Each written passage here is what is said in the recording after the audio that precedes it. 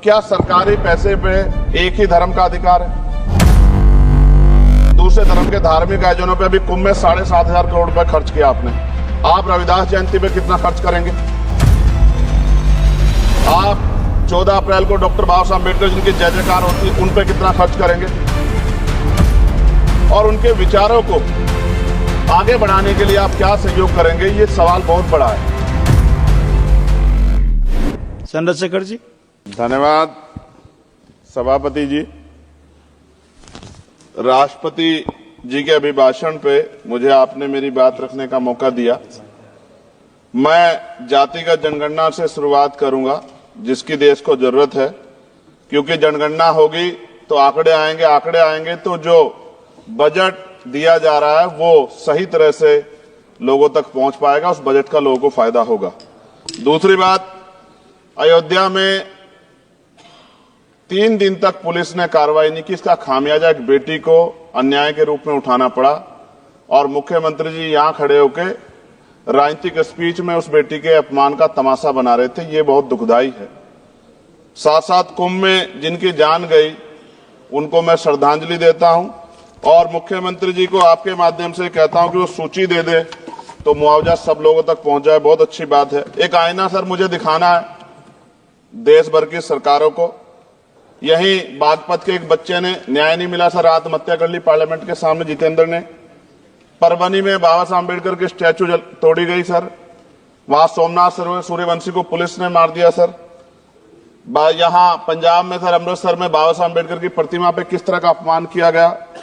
गोरखपुर में 2 दलित बच्चों की हत्या हुई सर। सूरत में एक दलित बच्ची को फीस ना चुका कारण अपमानित किया गया, उसने सुसाइड कर लिया सर। झुंझुनू में राजस्थान में एक बच्चे की पिटाई की गई मटकी छूने पे सर दोबारा। कठुआ जम्मू में सर एक नाबालिग बच्ची का सामूहिक बलात्कार किया गया सर। साथ साथ सहारनपुर में भूमाफियाओं ने शमशान की भूमि को देवबंद में सर जबरन कब्जा करने की कोशिश की, गोलीबारी की सर। आजमगढ़ में सूरज की हत्या सर हो गई है और पुलिस बचाने काम करे अपराधियों को। सर SC/ST को पहले जमीन मिलती थी पट्टों के रूप में, कई सरकार ने दी।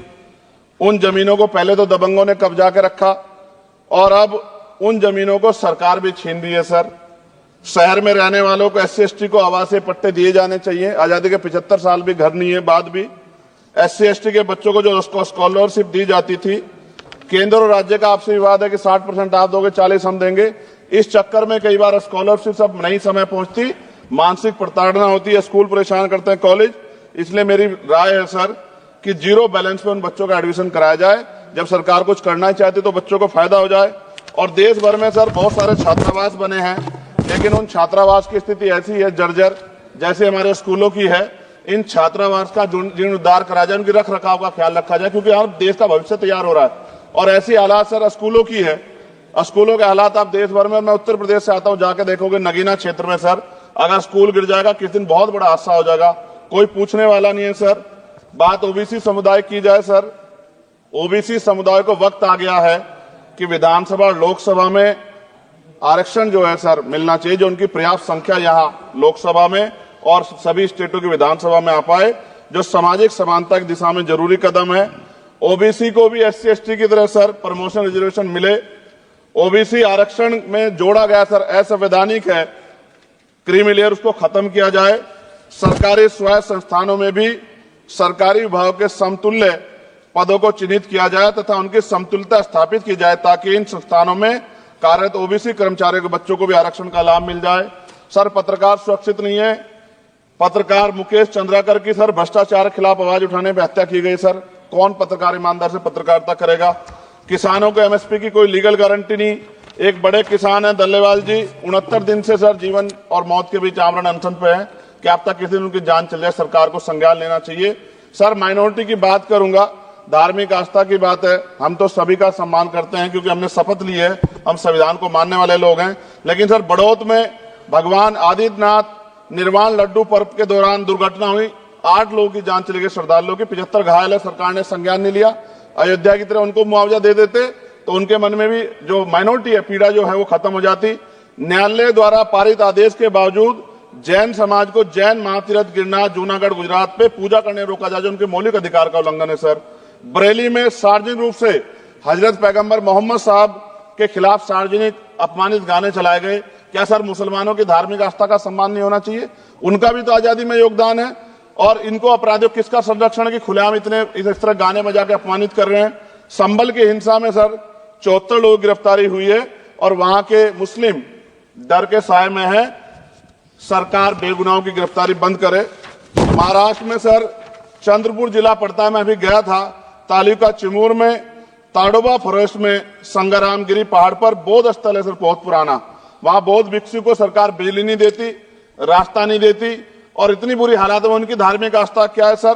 तथागत बुद्ध की ज्ञान स्थली होने के कारण बोध गया में बौद्ध धर्म के अनुयायियों के लिए जो बहुत महत्वपूर्ण स्थल है सर, इस स्थल पर अवैध कब्जा हटवाकर बौद्ध धर्म के अनुयायियों को सौंपा जाए। उनमें बड़ी चिंता, देश विदेश से लोग आते हैं, तो यहां हमारे देश की छवि भी खराब हो रही है।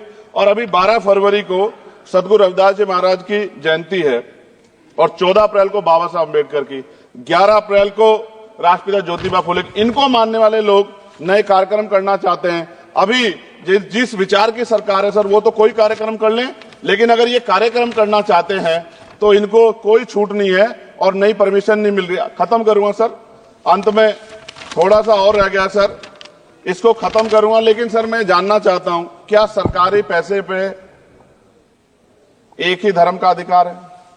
दूसरे धर्म के धार्मिक आयोजनों पे अभी कुंभ में 7,500 करोड़ रुपए खर्च किया आपने। आप रविदास जयंती पे कितना खर्च करेंगे? आप 14 अप्रैल को डॉक्टर बाबा साहब अम्बेडकर जिनकी जय जयकार होती है, उन पे कितना खर्च करेंगे? और उनके विचारों को आगे बढ़ाने के लिए आप क्या सहयोग करेंगे? ये सवाल बहुत बड़ा है। और अंत में सर मुझे आपसे, आपके माध्यम से सरकारों को कहना है सर, क्या इस देश से दलितों, मुसलमानों, पिछड़ों, आदिवासियों को निकाल देना चाहती है सरकार?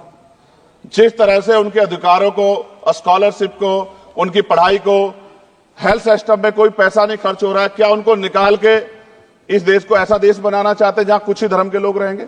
सर मैं ये कहना चाहता हूं, देश सबका है और अगर सरकार ये तय करके बैठेगी कि वो दलितों, मुसलमानों को, पिछड़ों को, आदिवासियों को निकाल देगी, तो सर ये संभव नहीं।